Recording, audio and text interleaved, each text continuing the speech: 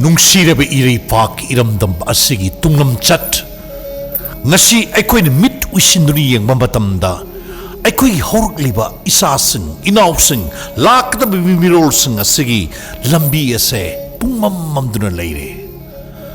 Karambamatamda Aikoy Furup Aikoy Nahasing Asigi Mating Ase Karamna Tohon Bungam Gudagi Hibase Lisang Sitna Manipuri Student Federation MSF na matam gi oiba wakal midyeng pandam thamduna leipak miyamda wakalol amadi thogdang oina uttuna lagli pumnamak singasi manungda aikoi lairik ningthina tamsi. Let's study well. Manipur gi tunglam chat kanjana bagi khongjangda ngasigi mirol ase drug ki ipak tagi kanana ba thogdang punna lominasi wafam singasi yamna maru oiba aikoi tunglam chat asibu kanjana bagi damakta amata ngairaba lambi singi manungda amani haibase miyamna thamjari makal makha kayagi mayai kaba drugs ki polam sing manipur asida namduna phangalakpa asina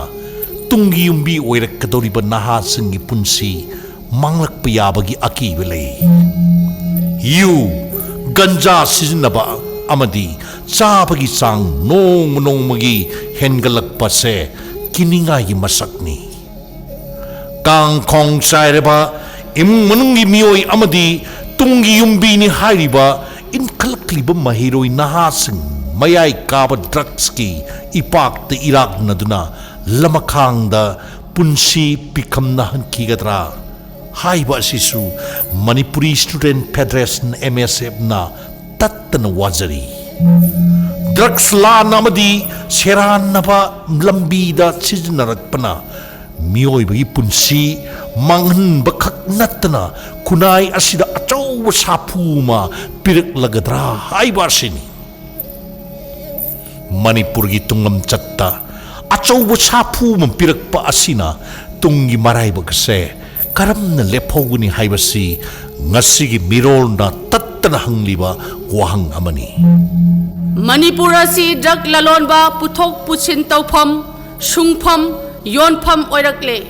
WY tablet heroin number 4 amadi atay makhalgi mayai kaba posak polam sing security force singna leptana su phagatpagi thabak chathari lamdam masida hairiba pukning wakhal haksang yauna khunai da akiba piriba mayai kaba posak polam sing asi lekai da phongna yonaraktuna ngasidi sendal lambi gumna khanarakle seranaba lambi asida sangduna drug ki ipak ta irak nariba sing asi maru oina inkhalakliba naha singna masing heli Noma kangdana thokliba thogdo wathok khak nattana hiram kaya dagi pirakpa sapuna saithing kaya mayok nariba lamdamni kangkhong saraba lamdam ama oiringai sarak asida drug ki wathok asina amuk ising isaugum thohanduna aikhoigi ngasigi miyam asi lekha taraba khunai ama oiraktuna Manipur gi tunglam chat asida kari oirakadori ge haibasi Manipuri Student Federation MSF na akiba phauje phibam masida mahiroi ama oina kari karamba thogdang tunglam chatkidamak aikhoina logodagi haibasi matangda punnamaki maphamda ningsingjaningbadi mahi masing ningthina tamba thaksi khaksi khangna chatpa amadi mayai kaba drugsingdagi lapna leiba haiba sina ahanba ithau oigedabani aikoi punna khusamnaduna mayai kaba drugs ki sapu leitaba sapu yaudaba khunai ama oinanaba hotnaminagadabani aikoi pun mayai kaba drugs yonba amadi season nabagi mayokta lepminarasi iramdam basibu kanba haibase aikoi khudimaki amat ngairaba apun bagi thogdang ni haibase aikoi khak kauroisi ahum subada Manipuri Student Federation MSF asi mahiroi khunai amadi lebak miyam gi asoba platform amani मियामगा ngasi फावो खुसमनदुना drug की इपाक्तगी इंखलक्लिबा महैरोय नहा सिंगबु सेरानब लंबीदगी लापथोकनबा चाद्रिबसिंगना मसिगी लंबीदा खोंग थांजिंदनबा योनबा अमदी लाना सिजिन्नबगी मयोक्ता awareness seminar competition discourse programme नसिंगबा कया पांगथोक्तुना अमदी थौदांग कया लौमिन्नदुना चटलिबा महैरोय लुप अमनी ngasigi drugs yonba amadi sijinnabagi machat mawong amadi maikai ama lakliba singi manungda aikoi larik ningthina tamsi aikoi afaba mahiroi ama oisi aikoi na mayai kaba posak natraga polam chaduna ima leibak manghalloidabani aikoi na ima leibak kanjagadabani amadi ngaksagadabani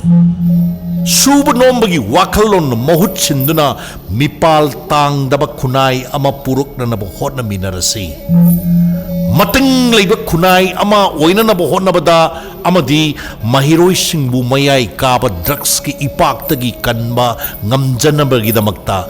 MSF na sok tabalait na honaki gani. Aron ba sapu singdagi na sabu ngak senduna tamu aikhoigi yellow proof singbusu ngak senduna thamsi punna chaminaraba khaktada drakri khudong thiba singdagi aikhoina laksin mangamgani aikhoigi tunglam chat sagat pa haibasi aikhoigi thodangni tungi punsi gi damak aikhoina drug pamde yaning de haisi miyambu khanghan wanba amat ta oibagi wakalon sagatpa amasung drugs ki ipaktagi maning tamba lamdam mama oina na bagdamagta MSF na matam chuppada lepli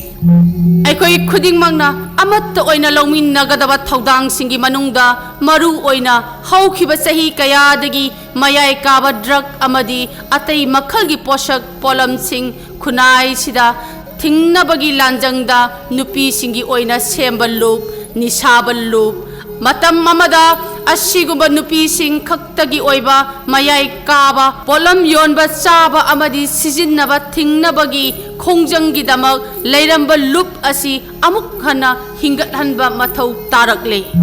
pumnamak asibu yengsinnaba amadi lamdam sidagi maru phangna muthatnabagi kanglon kaya leiduna su khangchen usinnadana matam matamgi leingakna leithokutuna lakpana ngasidi naha sing miyam asi drug ki langda thuhalli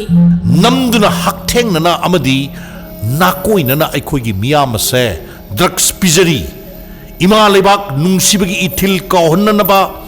maraibak maramdam nungsibagi wakal phawruk tananaba Purup sing amaga sauna handuna khatna handuna ungkhatna handuna amat obegi lambi laktana ba apun ba Manipur gi idea sibusu tugai na bo honarak paman ba lalong ni hai ba se